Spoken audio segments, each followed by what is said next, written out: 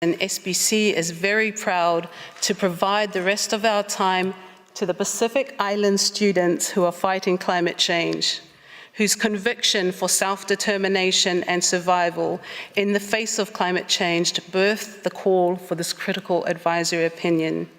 Mr. President, I kindly ask you to call their director, the amazeballs, Mr. Vishal Prasad, so that you can hear directly from the youth that dreamed up this case. I thank you. I thank Ms. Bazizi. I now give the floor to Mr. Vishal Prasad. Mr. President, Madam Vice President, honorable members of the court. In the Pacific, we have always looked to the stars.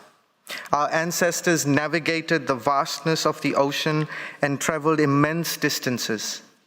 They trusted in the stars and wisdom of those who came before them.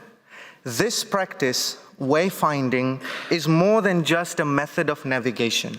It is a relationship. It connects those who came before with those who will follow. Every decision mattered, not only for the journey in that moment, but for the future that it shaped. Today, the world needs wayfinders, those who can guide us towards a path that protects our homes, upholds our rights, and preserves our dignity. I speak to you today as part of a global campaign led by young people and frontline communities, the Pacific Island students fighting climate change, who believe that international law must serve as a compass for justice and accountability.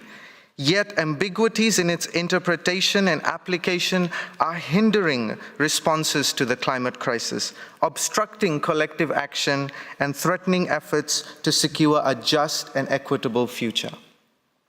Our campaign for an ICJ advisory opinion was born out of a frustration with the inability of the COP processes to deliver urgent climate action.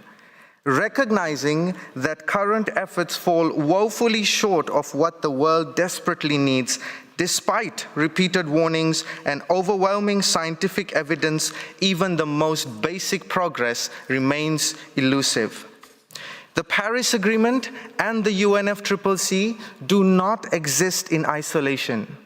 Rather, they exist alongside a wide range of treaty and customary international law obligations.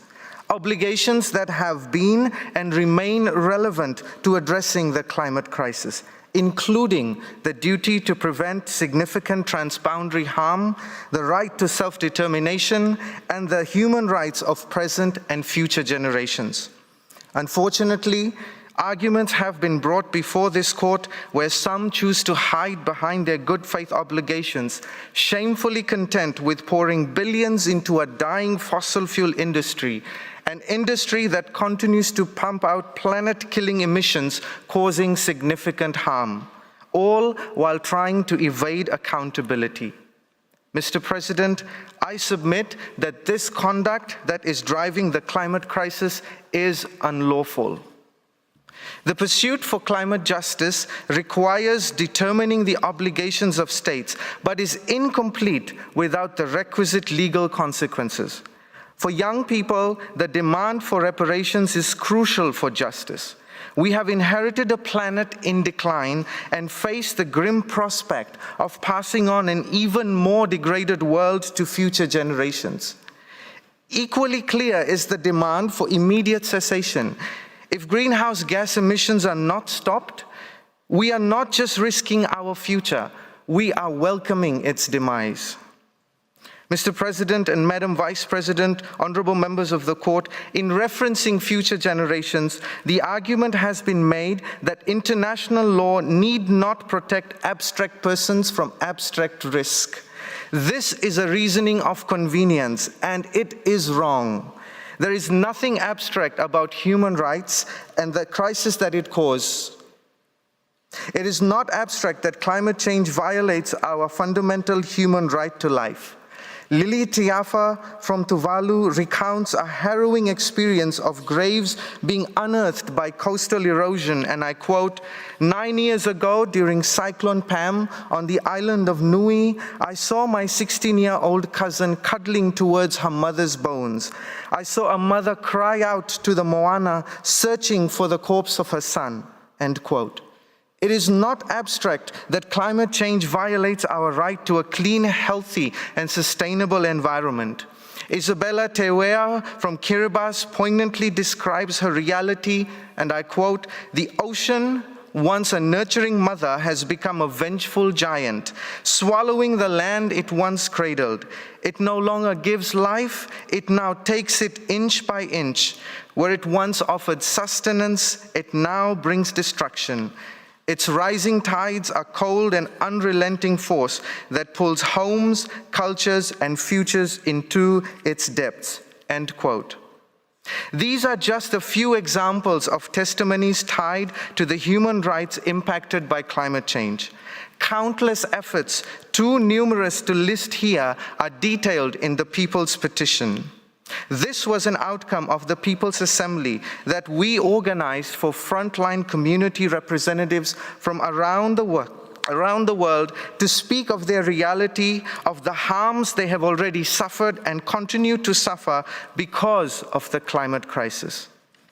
As you deliberate, you must hold these voices in mind.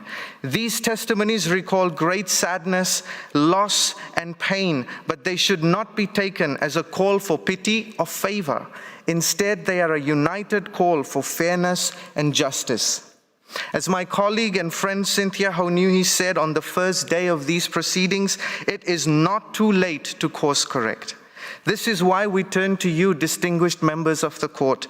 Through this advisory opinion, you have the opportunity to help us course correct by holding those responsible for the climate crisis accountable, by reinforcing the importance of existing frameworks for liability and reparations, by ending emissions impunity and protecting human rights, ensuring that the legacy we leave behind is a legacy of resolve. Mr. President, Madam Vice President, honorable members of the court, 5 years ago, in a classroom in Amalus, Vanuatu, where this campaign began, young people dared to take on the impossible, taking climate change to the world's highest court. Today, we have completed that task. We have laid before this court our stories, our realities, the injustices and the loss, with the hope that this court understands all that is at risk. Just as the wayfinders of the Pacific held the wisdom to guide us through the vast ocean to safe harbor, you hold the knowledge and the responsibility to guide international community to ensure the protection of our collective future. And you can do this simply by applying international law to the conduct responsible for climate change. Vinakavakalevu, dhanyawad, and thank you. I thank the representative of the Pacific community for their presentation. Before I invite the next delegation to take the floor, the court will observe a break of 10 minutes. The hearing is suspended.